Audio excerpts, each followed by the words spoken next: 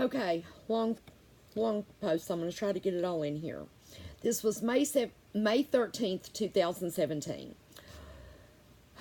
All right, this post came out much quicker than I expected because I couldn't sleep, and it's a little longer.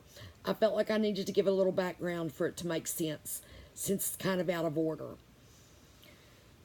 Logan came home to live with me in March 2015, 9 months before his death. About a year before that, Logan was having rapid cycling of his mania, with almost no break in between. Any woman who has had natural childbirth remembers that phase at the end. I think it's called the transitional phase, where your contractions are just coming one after the other with almost no break in between them. Well, that was Logan's manic episodes. Before one tapered off, another one began. I didn't want to drag him back to the hospital, kicking and screaming and being physically restrained to even get there. But I was at my breaking point and I just couldn't take it. Logan's father was hesitant to take him, saying Logan would be ready to come back home in a few months, and he didn't think Logan should bounce back and forth between us. On the face of it, that sounds very reasonable, but I needed him to go somewhere for a while. It could either be the hospital, which our insurance always starts bucking after 8 or 9 days, the state's custody, which I felt long-term wasn't in Logan's best interest, or his dad's house 3 states away in Indiana. So after a few weeks, his dad agreed to take him. Within 4 or 5 months, as his dad had predicted, Logan was calling, wanting to come home. Logan's dad stuck to his opinion that it wasn't good for Logan to go back and forth. I tried to abide by that, although it was never an actual agreement. I retained legal custody, but had given his dad physical custody in writing so he could enroll Logan in school. But all of that is a story for another day. So anyway, I was spending 6, 8, sometimes 10 hours a day on the phone with Logan. He called so much wanting to come home. His dad frequently had to hide the house phones. He said it was to give me a break from Logan. Logan was in trouble at school and then sent to alternative school, from which he was immediately suspended several times, then expelled. They said he was argumentative. No shit. Why did they think he was sent to alternative school? Because he was Mr. Pleasant? But that too is a story for another day. So Logan begins running away from his dad's house. His dad usually called me, because within a day or so, Logan called me from wherever he was. I sometimes played telephone go-between peacemaker, and sometimes just talked Logan into going home to his dad's. The last time Logan was gone several days, hopping from house to house and friend to friend, several times going to school during lunchtime and signing in as Juan Bacon and eating school lunch. He called me several times a day, and I eventually convinced him to go home to his dad's, where he was promptly taken to juvenile hall by police. I felt so bad. He was released shortly, then placed on house arrest with an ankle bracelet and everything. He frequently called me, and towards the end, he was often calling in tears. Several months into this is the first time I ever heard Logan say anything I felt may have even remotely been suicidal. He was miserable. He said, "Mom, I can't do this anymore. I can't take it." Logan had never said anything like that before. It was more the inflection in his tone than the actual words that worried me. Logan's shell had begun to break. Looking back now, I truly believe this was the beginning of the end. This was when the first thought of it being an option occurred to him. I told him I would do something the next day to just hang on.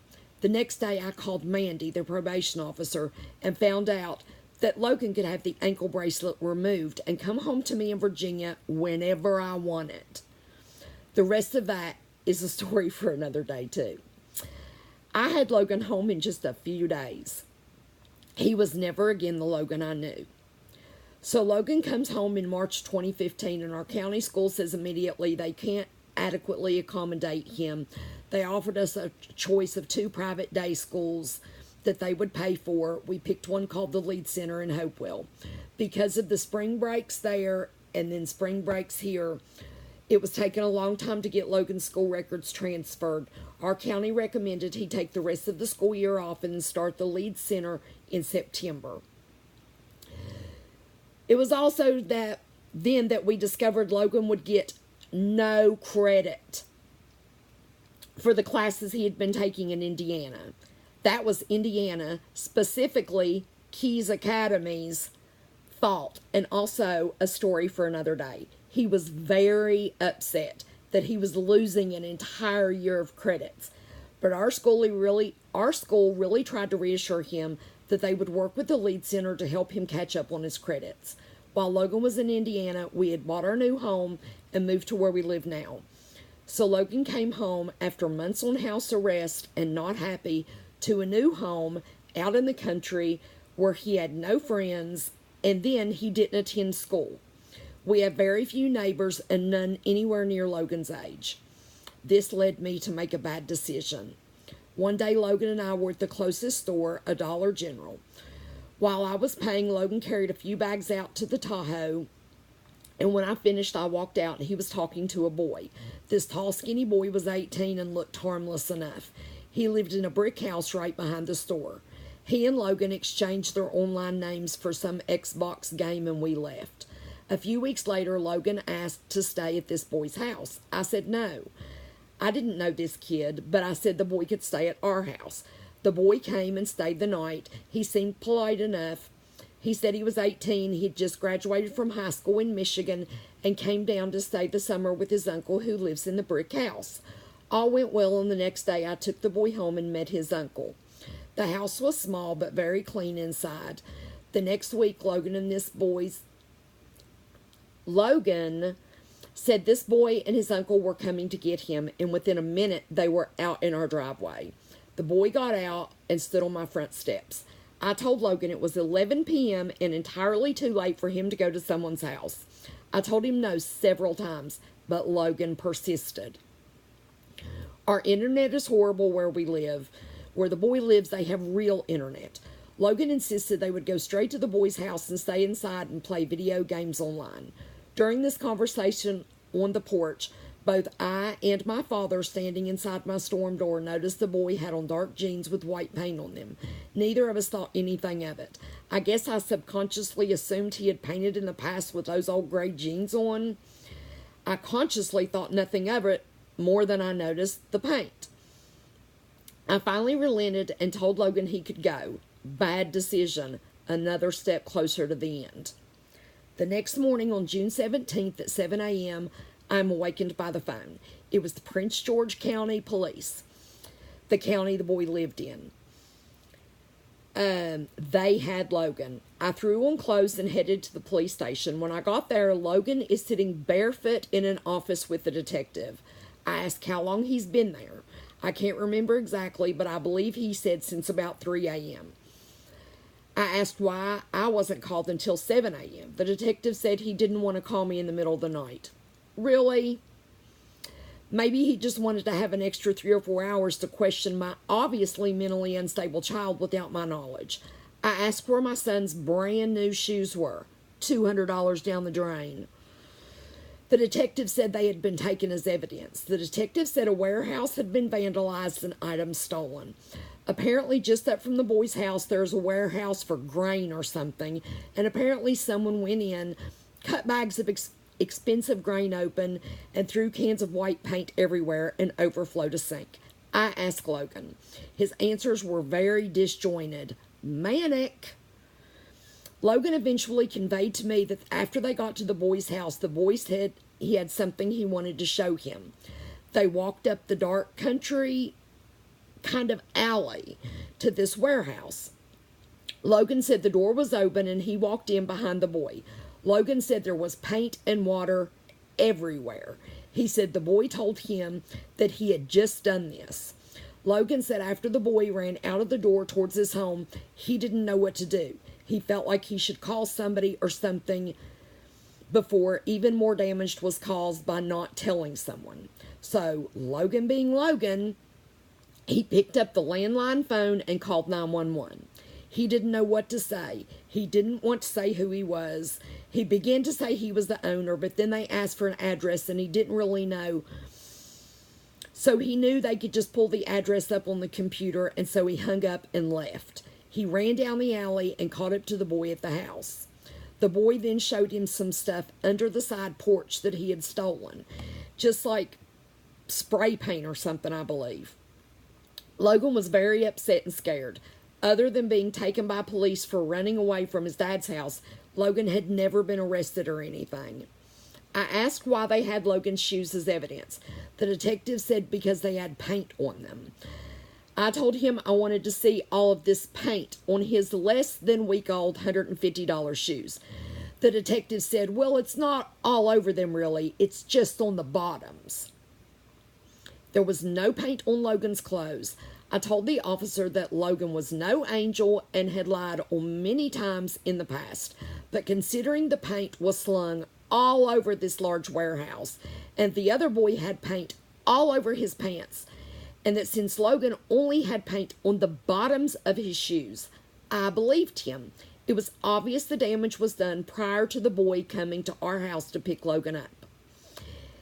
If an hour or so after the incident Logan walked in, he would naturally get the still wet paint on the bottoms of his shoes. Yes, Logan entered the building when he shouldn't have. But it was only after the fact, and he did immediately call 911. I took my son and went home. He got the big, next time I say no, I mean no, and I'm not changing it speech. The rest of the summer went on, but still Logan was not himself. At the end of July, Logan was actually depressed. Logan very rarely got depressed, and it was usually just hypo-depressed.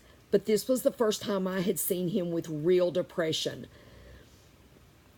Something had clicked within my child.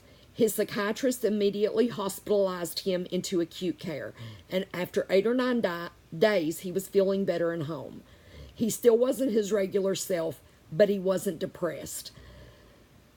Within 2 or 3 weeks of discharge came the knock on the door. The sheriff's deputy with papers. Logan was being charged with 2 felonies and a misdemeanor over the warehouse thing that he didn't even fucking do. They said the other boy said Logan was in on it. Well, no shit, because he found out Logan called the cops and told them about the shit under the porch, and the other boy, being 18, was arrested that night and charged as an adult. So I guess he was pissed at Logan, but it was obvious Logan was only there after the fact. But Logan was being charged with felonious breaking and entering, felonious destruction of property, and misdemeanor theft. I agree he should not have walked into the warehouse, but he could have walked out and left the water running, and someone showed up the next day to find it had caused much more damage. But instead he called 911. If anything, they should have thanked him. At worst, charged him with trespassing. So who in the Prince George County Commonwealth Attorney's Office looked at the facts and said my son should be slammed with 2 felonies over paint on the bottom of his shoes? I thought people were innocent until proven guilty, right? So wouldn't they want to only prosecute someone who they truly thought was guilty and that they could prove was guilty? I called the Commonwealth Attorney's Office and vented to someone 6 or 8 months ago. But who? Who thought they should just step in and fuck with my child's fragile, newly found slice of stability? My child, who had just begun to creep his head out from under a blanket of severe depression. Who, without a second thought, you put my child's illness into a tailspin that ended up with his death. In less than a week, Logan will go into the hospital for the last time. He will go in for the worst manic fugue he has ever had. He will spend the next 4 months in the hospital. For the first 2.5 months, he will be completely irrational, losing touch with reality, and on numerous occasions, beating his head into walls, barricading himself into rooms, and throwing chairs through windows, frequently needing to be physically restrained by staff.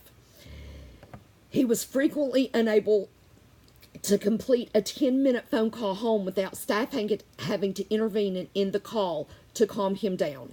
He regularly couldn't finish family therapy sessions and either left or was removed. Even several times on visitation days, Logan became so upset he had to be taken back to the unit and couldn't have family visitation. Logan had just been admitted for depression for the first time ever, and then he gets slammed with criminal charges that I know he was not guilty of. The Commonwealth attorney is like the prosecuting attorney in West Virginia. They are supposed to be the attorney for the victim, to protect the people in their county. Who did Logan harm? Did he pose any danger to anyone? He went to the warehouse out of stupidity, but he did not damage property. Why prosecuting? Because you can? Well, you did. You ripped away his sanity in the process. He was emotionally fragile at that time. So give yourself a pat on the back to whatever asshole wanted to wield his position of power to throw the book at him and scare my son so severely that he became the most severely manic he had ever been in his entire life. And with Logan, that's saying a lot. They're felonies, Mom. They're felonies, and I'm 16. They're going to charge me as an adult. I'm going to go to prison for something I didn't even do. Logan freaked out and said this. The charges were issued August 21st, 2014. Exactly 4 months later, Logan shot himself in the head. His hearing was September 8th. We hired an attorney. She had it all continued. Your callous decision to charge my child with these crimes pushed the rock off the edge of the mountain, and it rolled downhill after that. Logan spent 4 months in the hospital. He got out December 18th and wrote a suicide note. And 3 days later, he stole my gun, went back to the psychiatric hospital, and put a bullet through his head. You are not solely responsible for his death, as no one is solely responsible. But you should own your small part. Had you not charged him of these crimes, he would not have flown into a manic episode so severe that I could not believe it was possible. It would have had more than 4 more months. He may have eventually committed suicide at some later point, but not that day. Not without that decision, to which I'm sure you never gave a second thought. But you made the decision, so my 16-year-old son had 4 months left on the earth. I would only have him sane for 3 more days. How would someone feel if they knew they only had 3 more days with their son? He's buried in my backyard. You're welcome to come and visit. By the way, you still have his new shoes with the paint on the bottom. And I have the old pair with his blood on them. I think you got the better deal there. I've also attached a photo of Logan, taken less than 2 months before these felonious crimes occurred. And one last picture of what I was left with. Logan in ICU for 3 days. 1 legally still alive, 2 legally brain dead, waiting to donate his organs. This was my child that died on December 22nd. I left him at MCV on December 24th after they removed his organs. How was your Christmas, Mr. Prosecutor? I bet it was a lot different than mine. So whatever asshole decided they should prosecute my son for something, Logan was no fucking angel, okay? But for something he clearly just found out after the fact he didn't do. Just to be a cunt because you have a position of power, fuck you, whoever signed that warrant. Fuck you, whoever made that decision. My child spent Christmas in the morgue. You're a fucking dick.